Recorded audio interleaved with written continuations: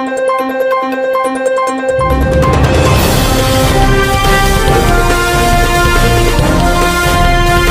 देख रहे हैं इंडिया का नंबर 1 न्यूज चैनल सीधे बोल, खबर आपकी परवाह देश की। नमस्कार दोस्तों, मैं मुकेश सुदैनिया सीधे बोल से सीधी बात लेकर आपके सामने उपस्थित हूं। लखनऊ में किसानों की महापंचायत, राकेश टिकैत के बुलावे पर हजारों की संख्या में पहुंचे किसान इन मुद्दों पर सरकार को घेरने की कोशिश। राकेश टिकैत का आरोप है कि उनके तमाम मुद्दों पर सरकार उदासीन है और वह अपने वादे पूरे नहीं कर सकी। मुफ्त में बिजली देने के ऐलान पर भी अमल नहीं हो सका। टिकैत ने ऐलान किया कि किसान महापंचायत उत्तर प्रदेश की राजधानी में हुई है, जिसको लेकर उन्होंने यह भी आरोप लगाए हैं कि भाजपा जिन जिन राज्यों में चल रही है, उन्होंने तय किया है कि किसानों के मुद्दों पर किसी भी तरह की कोई वार्तालाप नहीं होगी। वहीं किसानों के मुद्दों पर कर्नाटक में हुई छत्तीसगढ़ में बात हुई। यह बात उन प्रदेशों के मुख्यमंत्रियों से हुई है। भारतीय किसान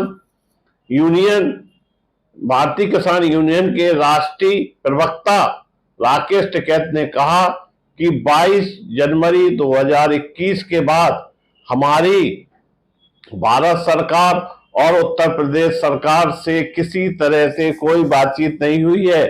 3 साल पूरे होने को आए, लेकिन एमएसपी समर्थन मूल्य पर अब तक कोई कानून नहीं बन सका। यह हमारे देश का हाल है। भाजपा और आरएसएस का मुख्य एजेंडा है कि किसी भी तरह से किसानों में फूट डालो। उन्होंने कहा कि हमारी फसलें बड़े व्यापारी सस्ते दामों में खरीद लेते हैं और उन्हें ऊंचे दामों में बेचते हैं। उन्होंने कहा कि बिहार में सबसे ज्यादा मक्का होता है और वह मक्का पॉपकॉर्न बनाने के काम आता है। बिहार में लगभग 60 लाख मैट्रिक टन मक्का होता है, जो कि किसानों से 1300 और 1400 रुपए में खरीद लिया जाता है और 1 टन में लगभग 7 से 8 हजार का नुकसान बिहार के किसानों को होता है। इससे अंदाजा लगाया जा सकता है कि कितना बड़ा नुकसान बिहार के किसानों को हो रहा है। वहीं लगभग 5,000 करोड़ रुपया जो किसानों को मिलना चाहिए, वह व्यापारी कमा रहे हैं।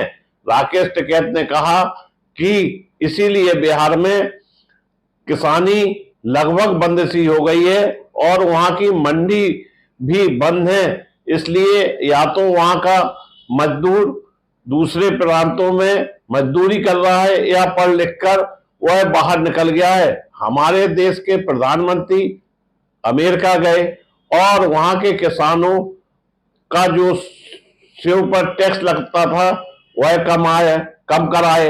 इसकी वजह से हमारे प्रदेश जैसे कश्मीर, उत्तराखंड, हिमाचल एवं अन्य पहाड़ी जगह जहां सेव होता है, वहां के किसानों को इससे नुकसान लगा है। इतना ही नहीं, कश्मीर में 2000 ट्रक 15 दिन के लिए रोक दिए गए थे। रोके इसलिए थे कि सारे ट्रक मुसलमानों के थे। उन्होंने कहा कि अब तो हमारे देश के मंदिर भी सुरक्षित नहीं हैं, इन पर भी आरएसएस का कब्जा हो जाएगा।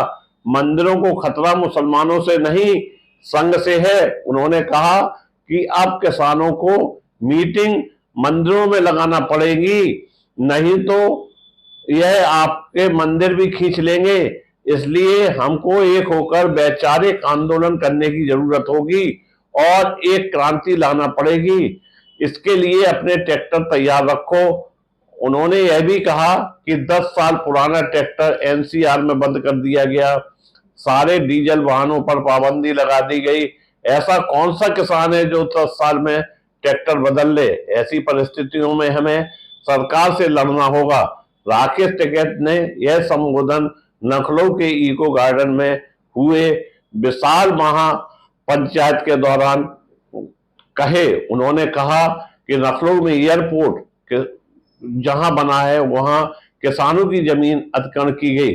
उन्हें मुआवजा के रूप में एक भी पैसा नहीं मिला। जब उन्होंने आंदोलन की बात कही तो उनसे कहा गया कि अंग्रेजी हुकूमत के समय यह जमीन सरकार की थी, अंग्रेज चले गए, देश आजाद हो गया, लेकिन किसान आजाद नहीं हुआ। हाईवे पर किसान की जमीन व्यापारी, नेता, अधिकारी खरीद रहे हैं। इसलिए अगर किसान नहीं चेता तो किसान को अपनी जमीन बेचना पड़ेगी। उन्होंने यह भी कहा, कैमरा और कलम पर बंदूक का पहरा है, बोलने पर पाबंदी लगा दी गई है, अगर बोलोगे तो ईडी लगा दी जाएगी। इतना जरूर है कि भाजपा को एक मामले में जबरदस्त रिसर्च है कि देश का वोट कैसे मिले, इसको लेकर वह अपना दिमाग चलाते रहते हैं। उन्होंने यह भी कहा कि अगर विपक्ष कमजोर होगा तो देश में तानाशाह काबिज हो जाएगा। अगर देश में तानाशाह राज बचाना है तो विपक्ष को मजबूत होना पड़ेगा। उन्होंने आरोप लगाया कि देश में जब भी चुनाव होते हैं, चाहे वह जिला पंचायत के चुनाव हो या फिर ब्लॉक के या बैंक के, अगर भाजपा का कैंडिडेट खड़ा है तो अन्य व्यक्ति पर्चा भी नहीं खरीद सकता है। देश के अंदर जो कुछ चल रहा है उसे खत्म करने के लिए किसान को एक बड़ा आंदोलन चलाने की जरूरत है।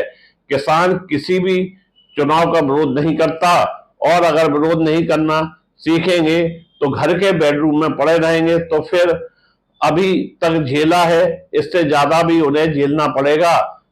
समाधान करना आना चाहिए। हमारे किसानों को अपनी लड़ाई वह अगर नहीं लड़ पा रहे हैं तो फिर आगे उनके लिए एक चिंता का विषय है। उन्होंने कहा कि मध्य प्रदेश, छत्तीसगढ़ और राजस्थान जहां चुनाव हैं, हम किसानों के मुद्दे उठाएंगे, किसानों की वास्तविकता का एहसास भी कराएंगे।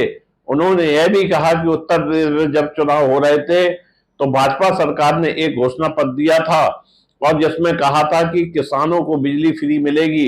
इतना ही नहीं, खेतों पर जो ट्यूबवेल लगे हुए हैं उनमें मीटर लगाए जाने लगे। जिसने घोषणा पत्र बनाया था वह घोषणा पत्र लाकर बनाने वाले की फोटो चस्पा करके बड़े बड़े बैनर बनाए और जो हकीकत है उसे दिखाएं, ताकि उसकी एफआईआर भी लॉन्च होना चाहिए। उन्होंने यह भी कहा कि देश में अन्ना जानवरों की एक बहुत बड़ी समस्या है, जिसको लेकर कोई भी विकल्प व्यवस्था नहीं हो रही है।